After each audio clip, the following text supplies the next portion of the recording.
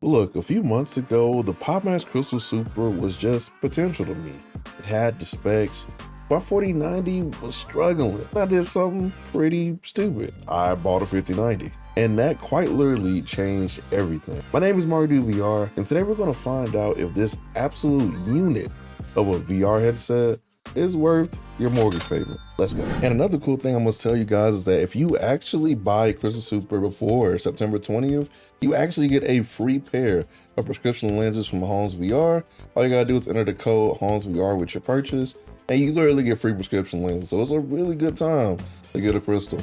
I'll make sure I put the link below so you guys can check that out. Alrighty, so for those of you who might be new to this VR headset, what exactly is the Pimax Crystal Super? Let's do a quick spec breakdown because at $1,800, these numbers are impressive, at least in my opinion. First off, the resolution is a jaw-dropping 3840 by 3840 per eye. That gives you a crazy 50 pixels per degree, or PPD, which means way less chance of seeing any screen door effect and makes it way easier to see finer details when looking through the headset. The display itself is a QLED panel with mini LED backlighting and local dimming. It also runs at either 72 Hz or 90 Hz, which is perfect for this kind of headset, especially for flight sim. The lenses are glassy aspheric, which is what gives them that really huge sweet spot. And maybe the coolest feature I've ever seen in a VR headset is the interchangeable optical system.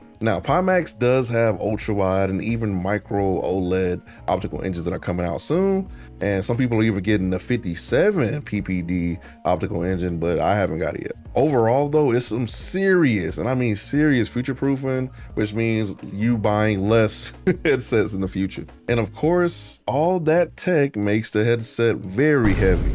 Like heavy. I would estimate probably around 1 kg with the counterbalance weights that I use from Studio Forum and just a fully customized Pimax Crystal Super. But as I said before in the main Pimax Crystal Super review, sometimes you gotta suffer for greatness, and this is definitely one of those situations. Now let's talk performance. Like I said before, I recently upgraded from an RTX 4090 to a 5090, and the performance boost is just nuts. Seriously, I wasn't expecting to upgrade so soon, but after dealing with headsets like the Pimax Crystal Super, the Meganex Superlight 8K, and the Play for Dream MR, I seriously had to consider it. Now before, for this headset, especially for games like Microsoft Flight Sim, I was hovering around the 0.70 range of the headset's full resolution in Pimax Play just to get decent frames to play my games. Now with the 4090, it still looked good, but it just wasn't the full experience. It didn't look totally better than the competition in the same price range, just being honest. With the 5090, I wanted this beast at a full 1.0 native resolution,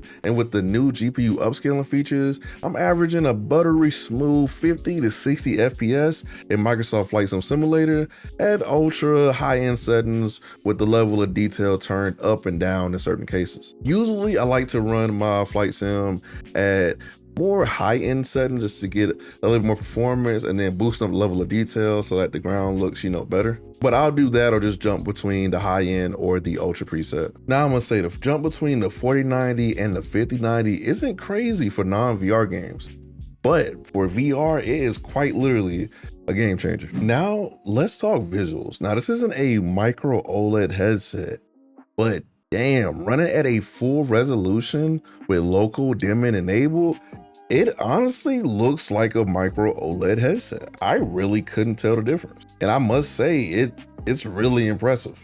But like I said before, this is a QLED display with mini LED. The blacks are deep, the contrast is nice, and the night scenes in games like Microsoft Flight Sim or even Elite Dangerous or DCS World are really fantastic. The clarity you get running this headset at full power makes reading every single detail engaged in the cockpit an absolute breeze on anything that you play. But as you guys know on this channel, we always got to keep it 100. This headset is not perfect. The only real downsides to the display are some light chromatic aberration and mirror. The best example for mirror, in my opinion, is the PSVR 2. If you've never seen mirror before, and if you have PSVR 2, then you've definitely seen mirror before. While it doesn't bother me per se, the mirror on the Crystal Super is way lighter than the PSVR 2's, and you only really notice it in flight sims where you're looking at flat, bright sky. And even then, to me, it doesn't really ruin my experience, like I said. Now, the lenses, like I said before, are glass aspheric,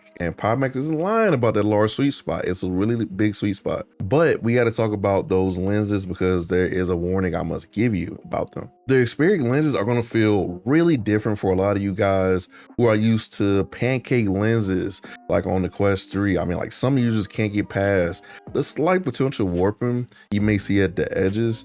They just kind of hit the eyeball a little bit differently than, say, the Quest 3's lenses. Now, it isn't a deal breaker for me, obviously, but for some people, it may take some getting used to, and some people never really adjust to it. Now, I did do a through the lens video for the full review of this headset when I had a 4090, and I did another one for this video, and I'm definitely gonna give you a comparison. You can kind of see the warping around the edges outside of the sweet spot. But I must say the difference between the 4090 video and this one is pretty crazy. One thing that is undeniably amazing about the Crystal Super is the field of view. With the stock face gasket, and these are measurements without prescription lenses, I got 106 degrees vertical and 114 degrees horizontal, which isn't bad. With the large FOV mode enabled in Pimax Play software, I get about 106 vertical and a whopping 126 horizontal view. That is some serious FOV and really helps in these flight sim games where you want to see everything. Especially in games where you're dog fighting and you kind of want to look behind you for, say, enemy jets or anything else might be attacking you while you're playing a flight sim or space sim. Okay, with all that being said, this praise train has to stop at this station. The tracking, it can be a real hit or miss. The slam tracking is very, I would say unfinished. You can definitely tell it's not fully implemented because it's just not good. Here's the thing, for flight sim, you don't really need controllers. Most of you guys are gonna be using a flight stick, a holder setup, or a yoke or whatever. So for this specific use case, it's a problem that you can mostly ignore unless you're like me and you like to play other games. I like to review other PC VR games that come out. So I wouldn't use this headset for that. What I hope Pimax does in the next few months is put out a lighthouse faceplate like the one they put out for the Crystal Light, just to solve this problem for good. So how does this all come together when playing in actual flight sims? And I gotta say, it's a blast. Microsoft Flight Sim 2024 is absolutely amazing with the Crystal Super. This game really inspired me to try more flight sims. Even though the headset is heavy, I didn't mind it for longer flights because the clarity is just that good. The night scenes in particular look fantastic and really sell the headset on visuals. This game also takes full advantage of the Crystal Super's features like foveated rendering or quad views. And with that eye tracking, you're definitely gonna need to get all the extra frames you can get. Trust me, this game is a beast to run in VR. After the last big Pimax Play software update dropped, I was actually able to get better performance in Flight Sim 2024. And with some really good GPU upscaling settings, I went from being in the 40s to 50s on my 4090 to hitting the 50s and 60s on my 5090. And I will make sure I show those settings that I use for the GPU upscaling if you guys want to try them out when you get your headset. But Microsoft Flight Sim 2024 is genuinely the game that I played on this headset that really got me hooked to flight sim in general. Actually, I was so impressed that I went from keyboard flying to grabbing a controller to actually grabbing a flight stick off eBay. And let me tell you, the combination of this headset with actual flight controls, that's when everything clicked and I genuinely fell in love with flight sim. Sure, my flight stick and holders are secondhand, but man, with visuals this good, you want proper controls. Now for Elite Dangerous, bro, this is where this headset really shines.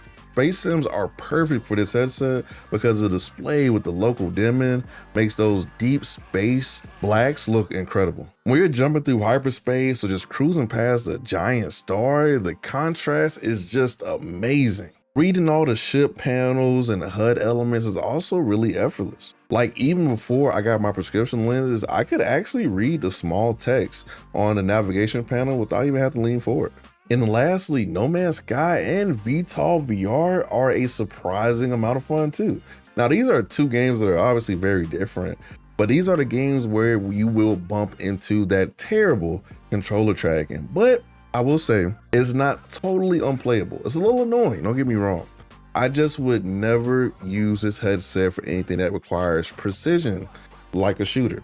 Hell no. But overall, the performance in both of these games was awesome. The view was great, flying through space in No Man's Sky. It's just, and No Man's Sky is one of my favorite space games ever.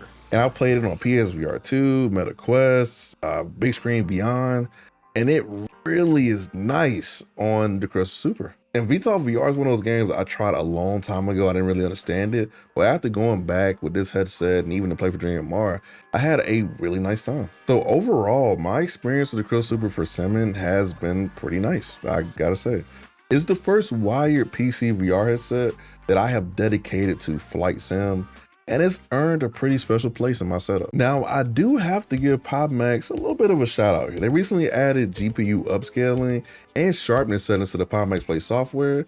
And you guys heard me mention this earlier, but this genuinely was a game changer. In my opinion, this update was truly needed desperately to really enjoy this headset. And that's because it really gives you some options. You can either use settings to squeeze out more performance with the upscaling, or if you got a little bit of headroom, you can actually even sharpen up the view at the cost of frames. To help you guys out, I'll make sure to drop my settings for both the 4090 and the 5090 in the description below, and I'll make sure I put it up in the video just so you guys can see it. And another pro tip when using the Crystal Super, try out Pimax XR and the OpenXR toolkit. See if it actually helps you get more performance, because Pimax XR helped a lot with Microsoft Flight Sim and DCS World. And so now we're at the question, is the Pimax Crystal Super worth it for Flight Sim? And the answer is yes, but with a few big ifs. I would recommend this headset if you are a dedicated flight or racing simmer who values visual clarity above all else. If you don't care about controller tracking because you're using like a HOTAS or a wheel or anything like that.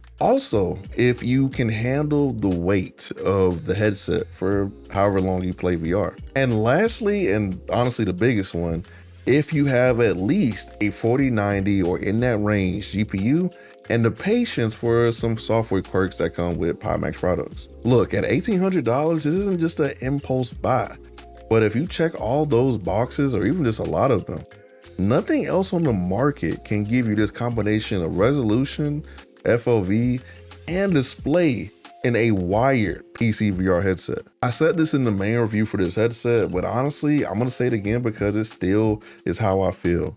This headset is like a project car in your garage. It just needs some love and the right engine to run, but when it does run, it's something special. For the hardcore simmer, like I've always said, this really might be your in-game PC VR headset. All right, guys, that is my take on if the Pimax Crystal Super is worth it for flight sim. Now I want to hear from you. Drop a comment below. How are you feeling about a Crystal Super? If you have a PC VR headset for flight sim or anything like that, share your experience. Or if you have a Crystal Super, share your experience. If this review helps you out, do me a solid, smash that like button and subscribe. We're pushing hard towards 11K on the channel, and every one of you legends matter. Till next time, it's been MartydudeVR, and remember, I'm just a dude with a VR headset.